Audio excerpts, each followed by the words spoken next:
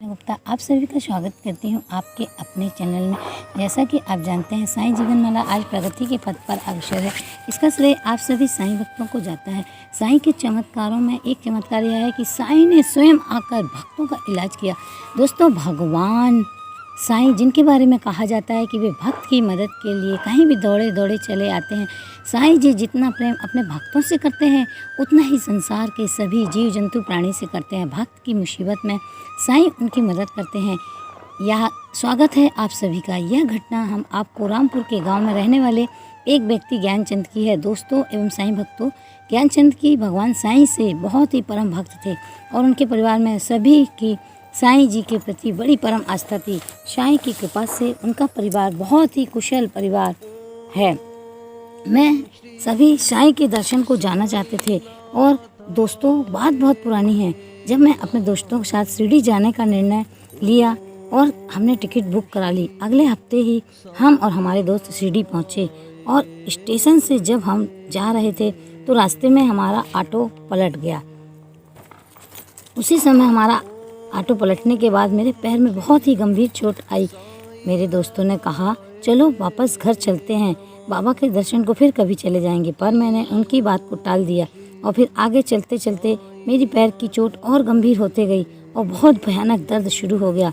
मैं दर्द भुलाने के लिए भगवान में ध्यान बटाने के लिए साईं का मन ही मन ध्यान करने लगा।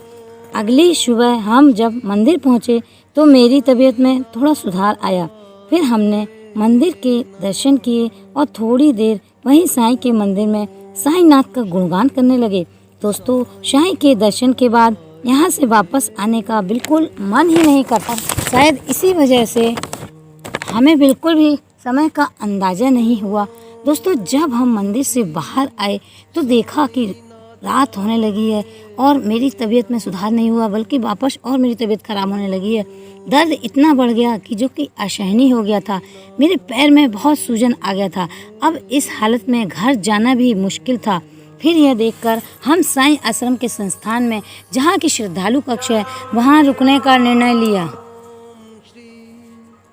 और इसी बीच कुछ ऐसा हुआ कि जब रात को सोते समय मेरी आँख खुली तो अचानक मेरी सामने बाबा जो कि साधु रूप में खड़े थे, मैंने उन्हें पाया, जो मेरे घाव पर लेप लगा रहे थे और मेरी तरफ देखकर मंद मंद मुस्कुरा रहे थे। मैंने उनसे पूछा कि आप कौन हैं? उन्होंने कुछ जवाब नहीं दिया और वो मेरे से यहाँ से जाने लगे। जाते जाते बोले, बेटा अब तो बिल्कुल ठीक है और कुछ समय बाद तू अपने घर आराम से जा सकता है।